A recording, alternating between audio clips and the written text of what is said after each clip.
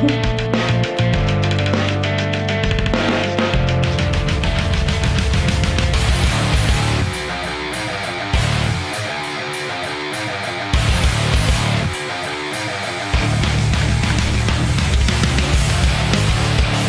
evening, everybody.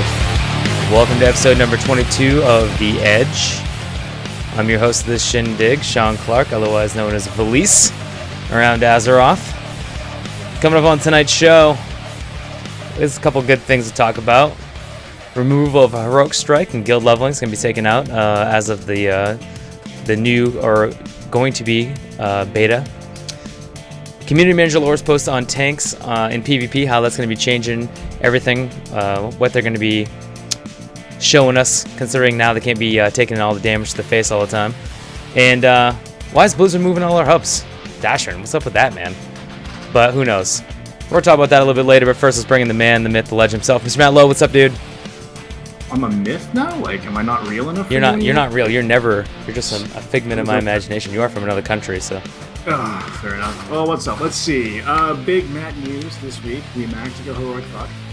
Nice. 4 months later. You know, actual progression going on. So, now we get to move on to the nightmare that is Black Goose. In addition to that, I also got access to the Heroes of the Storm beta. This is more Blizzard news, but I guess they opened up the beta to international players and stuff. So, is it in beta now, or is it still considered a technical alpha? I don't actually know. It's in beta. It's beta. Is it? Mm-hmm. Oh, I'm hearing different things, but It's beta.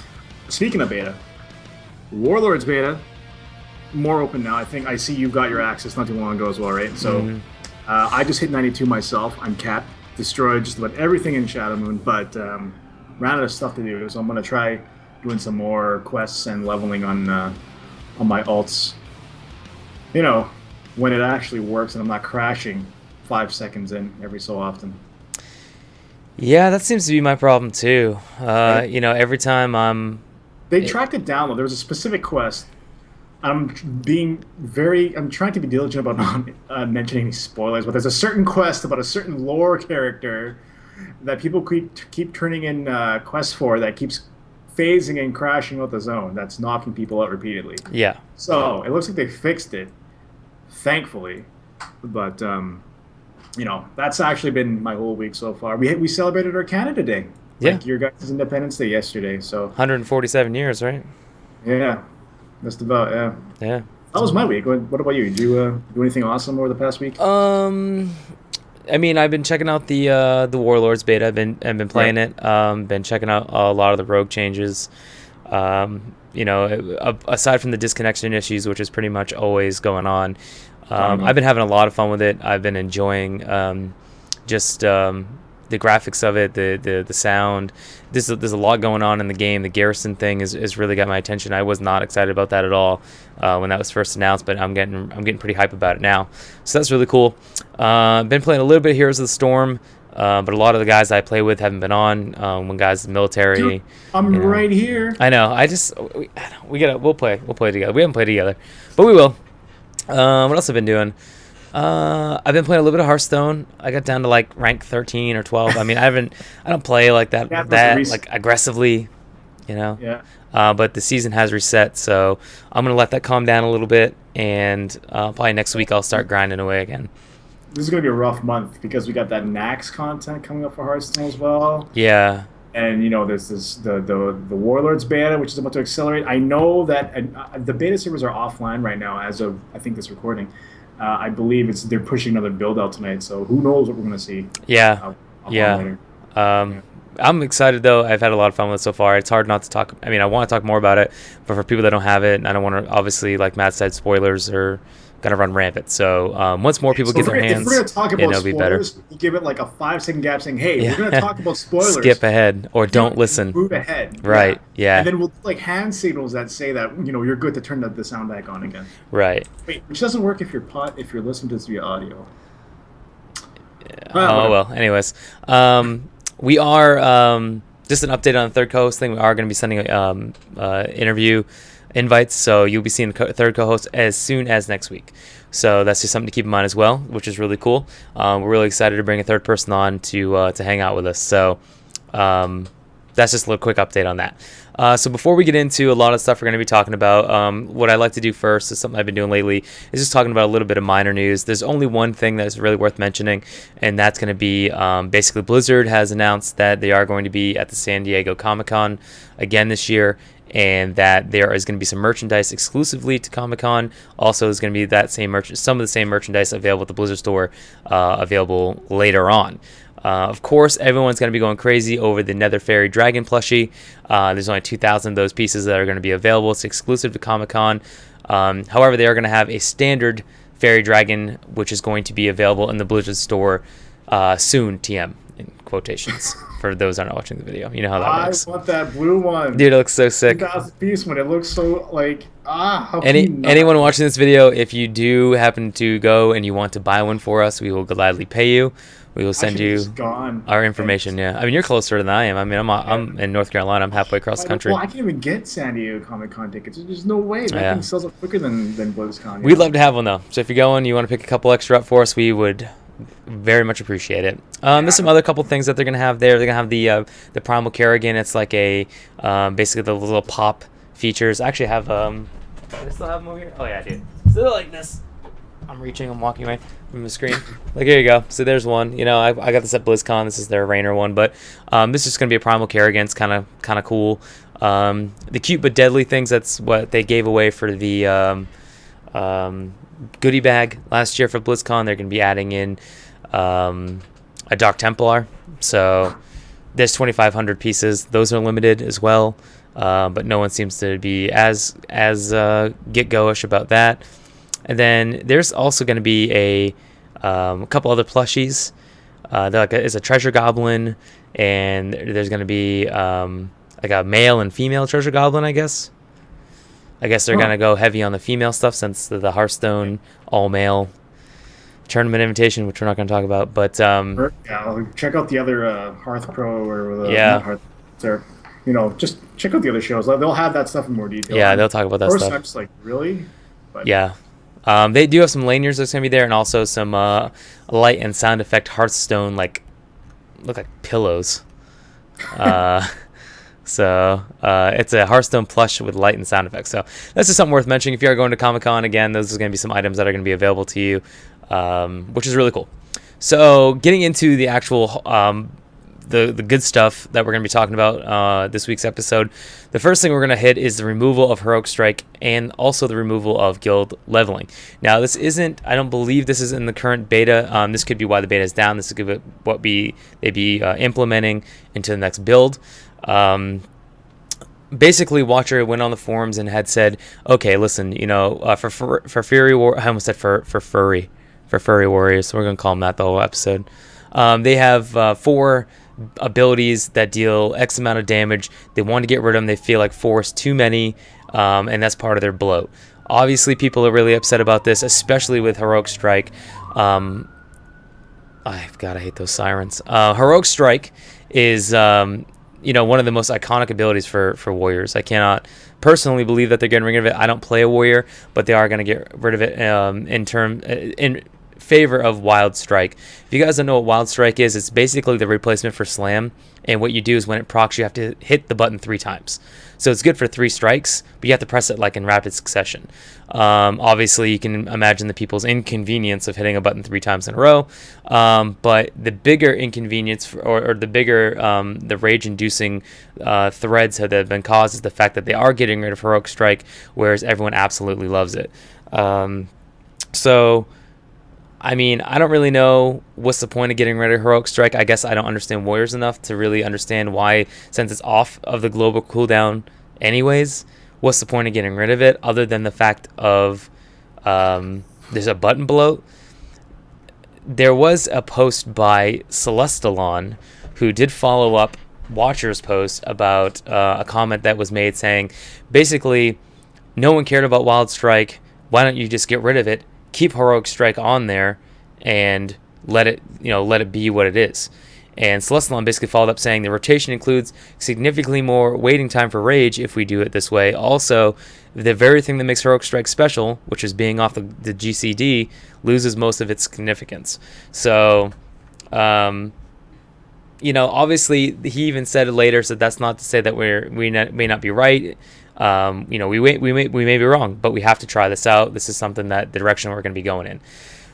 I mean, it sounds like to me they're making it more like Guild Wars 2 or even Wildstar, with making it so you can only have 2 or 3 attacks. I don't know. What do you think, Matt? I kind of wish I had a max level warrior so I could offer more insight on this, but I'm looking at the explanation. I don't play a warrior. I don't know enough about to even say anything about it. But I don't really have much to add here, unfortunately. I wish I could, but this is where the third co-host would have come in handy. Yeah.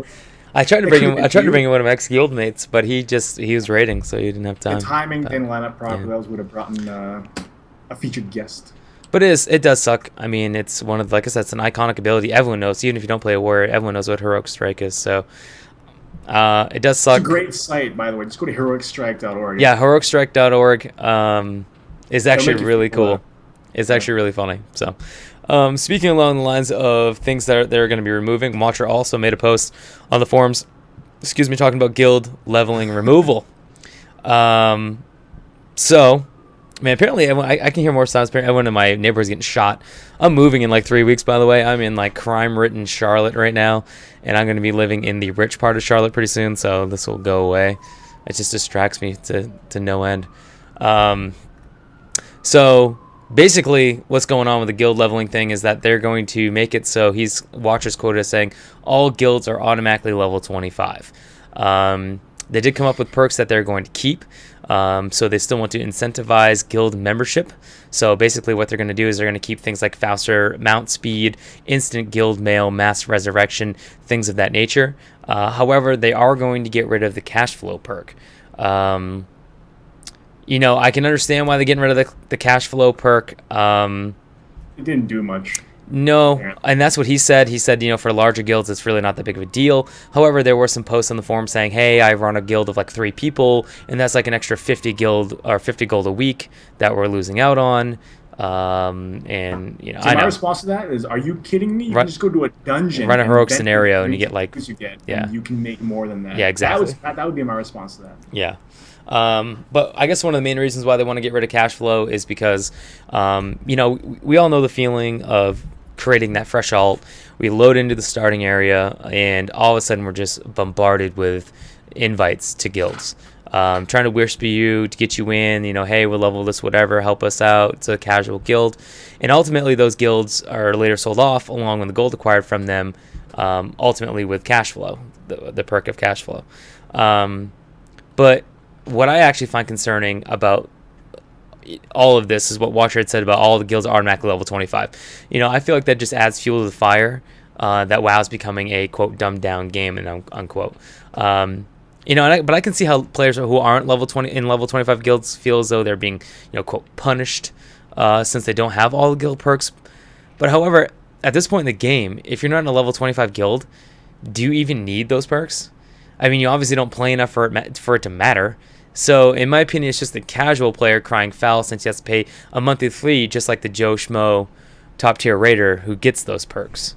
However, one thing I did like about the post is he did mention on the end is how he is going to be bringing back bind on equip epics back into raiding.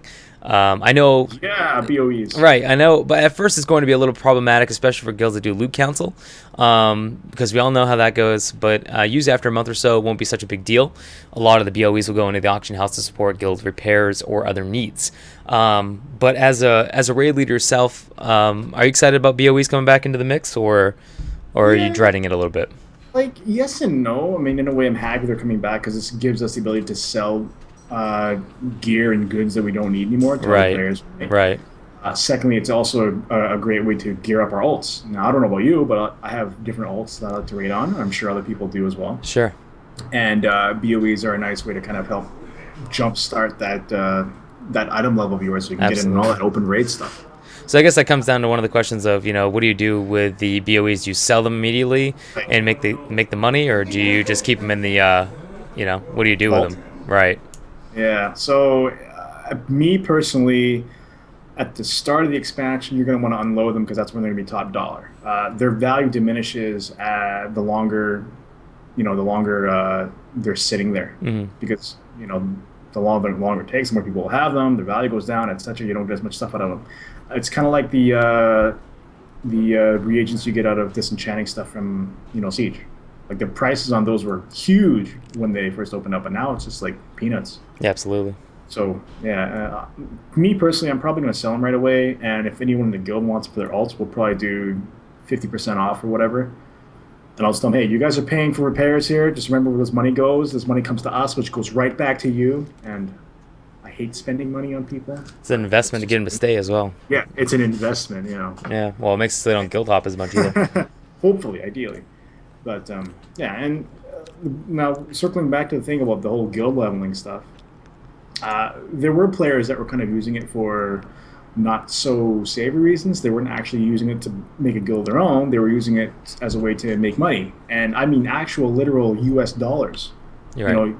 The going rate for a level 25 guild is, I don't actually know, but it definitely is. I thought it was in the thousand, like It's not 1,500. that cheap. Yeah, it takes a lot of time to get that up there. So Mhm. what people have done in the past was they just do that, get that add-on that mass invites everyone. They can join the guild. They level it up through their leveling or Mhm. whatever activities, and then dang guild hits 25. They take all the gold out of it out, and they just pitch it and they sell it. And bam, instant money. So Yeah, that's great for them. I mean, right. So now what? And so hopefully, like that practice will kind of stop. There won't be as much of a reason to do that. And I sincerely hope what we're going to see now is people that want to form guilds doing so because they actually want to do it. right. Like, let's be real here. The guilds and stuff like that. There isn't as much 25 rating stuff out there. Hopefully, this change will kind of bring back some more organizations and make things a little bit more competitive again. Combined with Mythic and the Sure. whole 20 players and all that stuff. So I do admit, though, I did kind of like the whole guild advantages and stuff. Like different games implemented it really well. Guild Wars 2, WildStar, they have like a system in place where if you contribute in some fashion, with your activities, like you do dungeons, PvP, questing, whatever, you get a certain amount of contribution points. Right. And every so often the guild leader can spend, okay, we're going to dump these points and get this bonus for this week or this month. And Which the is reason awesome. I like it is that it gave guilds a common cause to come in and do stuff online and to know that their efforts contributed to something. With the guild leveling system, you knew that everything you did contributed to unlocking more perks for your guild. Well, great, everyone gets them now. Understandable. But, at the same time, it's kind of like, I want to know that the stuff I'm still doing now kind of means Matters. something. I don't want to do it just for me. I want to know that I want to help the guild in some fashion, right? Like, for example, in WildStar, if the guild reached, I don't know, 500,000 contribution points, we can unlock a 25% Valor boost for the week. Or maybe a 25% reduction in repair bills for the month. Something like that, right? Just little perks, and it kind of, and the requirements of the stuff would scale. So the smaller guilds, sorry, not lesser, the smaller guilds wouldn't feel too left out.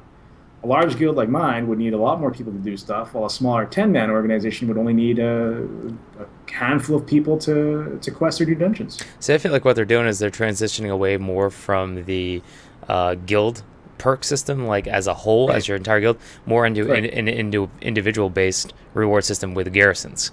So they're saying, okay, well, your work is contributing to something because you're gonna say, hey, But it's in raid you can get garrison blueprints, you can get items to improve your garrison in raid. Followers or whatever. Yeah. Right. So it's almost like they're taking it as away from a group setting and doing it in a more individual setting, and that can only mean one thing. That's a very bad sign for the game as an MMORPG, and which basically lives and breathes social interaction and group things that you need to do, and now focusing more on individual tasks and accomplishments. That's, in my opinion, not a very good sign. So, but there you go. So, the other thing we want to mention was Lore's post on tanks in PvP. Now, I know Matt took a look at this and did a little bit of research on it. So what'd you find out on this? I did. So I'm going to be the first to admit that A, I don't PvP very well, and B, I am not a tank.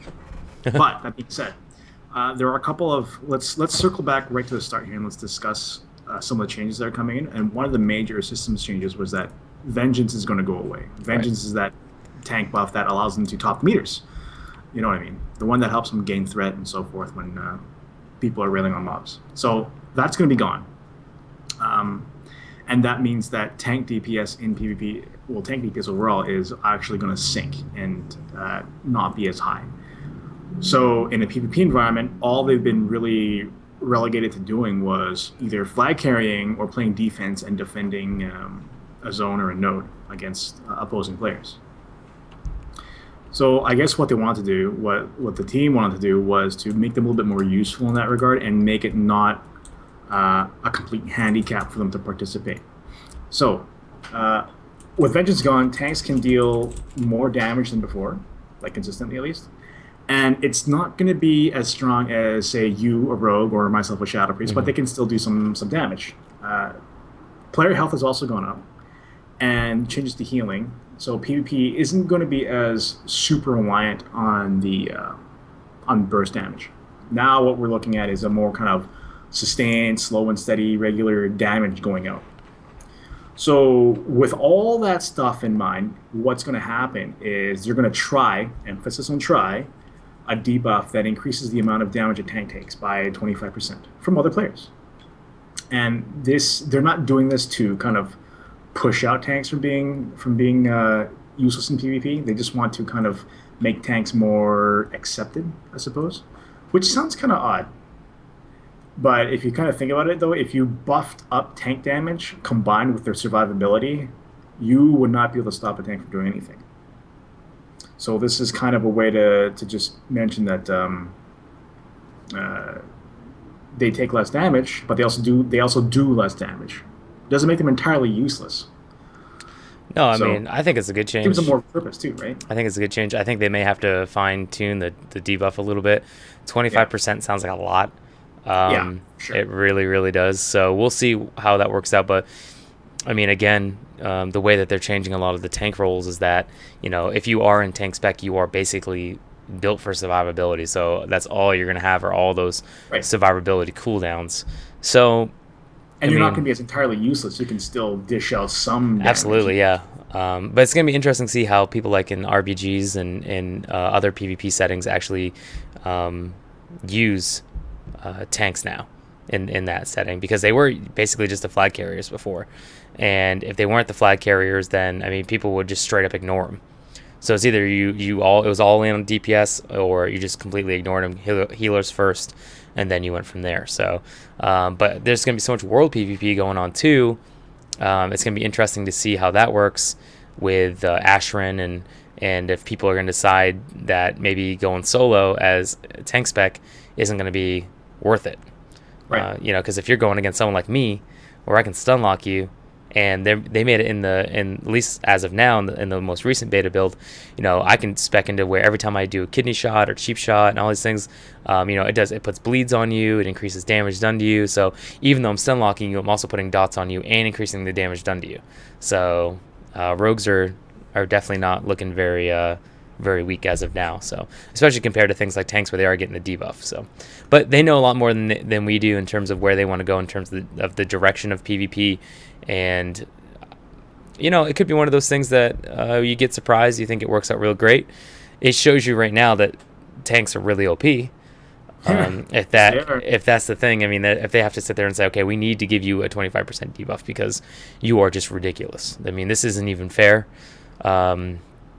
If you can't, if now's the time to do it. If you have a tank, go play some PvP and you'll have a lot of fun until they get rid of that. So, the other thing that we want to mention, speaking of PvP, is the faction hub stuff. So what's going on with the faction hub stuff? Because let's talk about that a little bit. So, okay. So this is kind of a big one. I'm going to try to be as neutral as I possibly can. Corey Stockton, Mumper, he dropped a huge change on Twitter a couple nights ago, basically saying that the faction hubs are moving. They're not going to be in Karabor anymore. They're not going to be in Bladespire anymore. They're moving to these faction-specific areas within the Ashran PvP zone. Right. And this was a response to a question on Twitter. And then the internet exploded. like literally huge outrage. Like, people were over really this. mad about this. Like, Yeah. people were like freaking out Oh my goodness. because Yeah. this was the big thing at BlizzCon, if you remember. Like, they were like, It "Hey, this was. is where you're gonna Yeah. have your faction capitals." Like, boom, here you go. Everyone's like, "Grr," like freaking out, Yeah.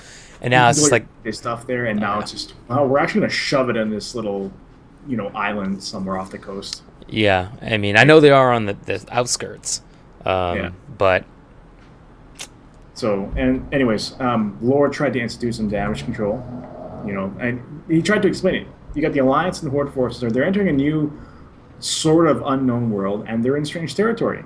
Uh, the main focus is that the theme revolves around your character and your faction trying to survive in a harsh and savage environment. Your allies, the Draenei and the Frostwolves, they're helping the main factions in repelling and engaging the Iron Horde. World PvP was not really a factor in this decision. And the bright side, thankfully, is that being in the faction hubs on Ashran will not subject you to PvP flagging on non-PvP realms. So, there's no accidental flagging from a misfired spell or ground effects. The only way to flag yourself is to actually type /PvP. You can no longer just idly attack a player or heal a player who is flagged. And I assume the hubs, the areas will be heavily enforced with guards, and the only land-based entrance is right through the actual World PvP zone. And they want to implement a fast travel option going from Ashran to your garrison, probably a portal. Okay, so let's talk about the reaction now. Twitter exploded. The forums have like multiple pages and threads of people expressing their outrage over this stuff. So I'm going to try to break down the anger as much as I can. I'm probably going to get it wrong at some points, but and like you mentioned earlier, there was a ton of excitement about Caribor and about Bladespire. oh, people freaked out at BlizzCon. Yeah, the location was there for much of Warcraft's history. Black Temple is like a huge thing. It was in Warcraft 3. I want to say it even appeared as far back as Warcraft 2, the Dark Portal. Yeah. But I need to go back and check. I don't really remember. I mean, I remember when, I don't know for you, but I remember after they announced that, all BlizzCon, all the Alliance players were talking about was, oh, we got Black Temple, yeah. we got Black Temple. Like, that's so awesome. Finally, like, Blizzard's throwing us a bone, and now it's just like... Their nerd screams were just... Oh, man, it was crazy. Yeah. And that was like one of the things as an Alliance player that's like, yay, we get a victory finally, We have something to look forward to, and we don't get nothing, Yeah. This after the whole Azeroth choppers crap and all that stuff. I mean, like, but anyways, to get back to my original point. So players had a huge emotional attachment to the cities, not just Caribor, Bladespire as well, even though it's just a dinky tower, but let's be real. Caribor is totally way better.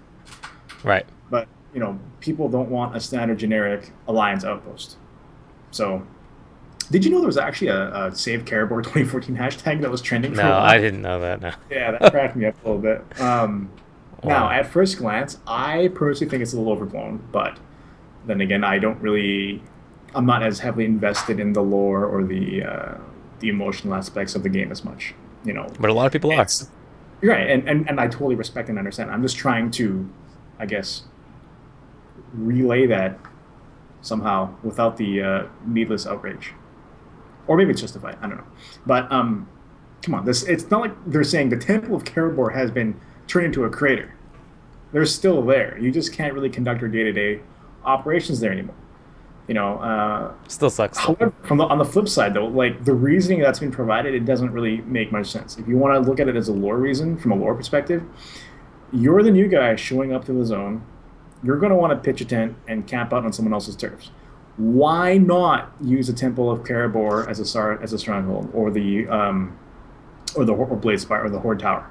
It's an already established position. It's easily defensible, and I just don't see why we'd go about making a new base of operations somewhere in Ashran, somewhere on an island that's just that doesn't make logical sense to me. We've also got our own garrison in the same area too. Yeah. I feel like maybe there's more information that's missing. Maybe we need some more stuff about about what's coming to Ashran. I'm hoping that maybe there's something really, really valuable on Ashran that warrants an operational base there for the Horde and the Alliance. Mm-hmm. Maybe. But we do that's know. my take on the whole thing. But we do know Lore did make a post basically saying, hey, a major part of the reason why we did move these around is because we do want to implement more PvP into the game.